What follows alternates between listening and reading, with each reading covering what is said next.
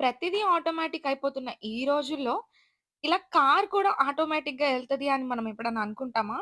నేనైతే ఇవాళ ఈ వింత చూసి షాకయ్యాను. అందరూ టెస్లా గురించి చెప్తూనే ఉన్నారు. బట్ నేనెప్పుడు లైవ్ ఎగ్జాంపుల్ అయితే చూడలేదు. ఇవాళ చూసి నేను షాక్ అయిపోయాను.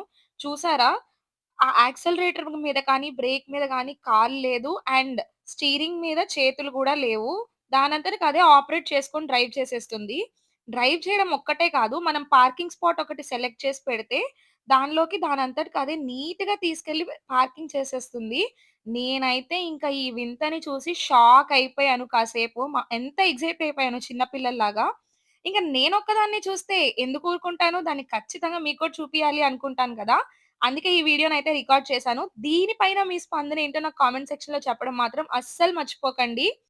ఇంకా ఇలాంటి ఎన్ని వింతలు విడ్డూరాలు చూడాలో ఎలన్ మస్క్‌కి ఐడియా అసలెలా వచ్చిందో. For more do subscribe.